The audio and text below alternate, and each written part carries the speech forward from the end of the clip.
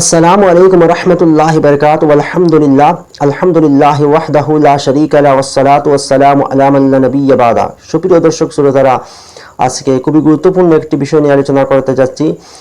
দেখেন, প্রায় সময় আমাদের দোকানের মধ্যে দেখতে পাওয়া যায় বেশিরভাগ ক্ষেত্রে যে মুরগি জবাহ করার পরে তার নাড়ি বুড়িটা না বের করে তাকে গরম জলের মধ্যে ছেড়ে দেওয়া হয়, যাতে করে তার পশমগুলি সুন্দরভাবে উঠানো যায়।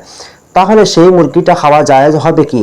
দেখেন, গরম জলটা যদি এতটুকু পর্যন্ত গরম হয়ে থাকে যে তার মাংসটা সিদ্ধ করার উপযোগী যদি গরম হয়ে থাকে, তাহলে সেই গরম জলের মধ্যে যদি 2-2.5 মিনিট পর্যন্ত মুরগিকে রাখা হয়, তাহলে সেই মুরগিটা আপনি খেতে পারবেন না, সেটা হারাম হয়ে যাবে।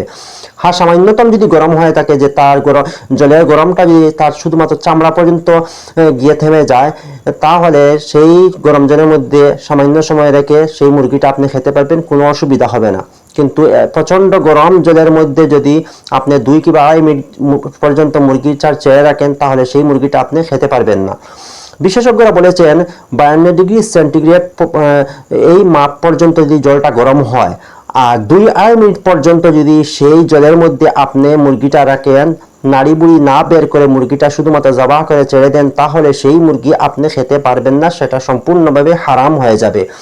সুতরাং আপনি যদি গরম জলের মধ্যে মুরগি ছেড়ে দিতে চান তার পশম উঠানোর জন্য, তাহলে উচিত হলো প্রথমে তার নাড়ি বুড়িটা আপনি বের করে নেবেন, এরপরে মুরগিটা ছেড়ে দেন। কারণ ফিকহ কিতাবের মধ্যে উল্লেখ রয়েছে যে মুরগির পেটের ভিতরে যে নাফাকি রয়েছে, আপনি প্রচণ্ড পরিমাণ গরম জলের মধ্যে যদি সেই মুরগিটা ছেড়ে দেন, তাহলে তার নাপাকিটা সমস্ত শরীরের মধ্যে ছড়িয়ে যায়, এই জন্য সেই মুরগিটা হারাম হয়ে যায়।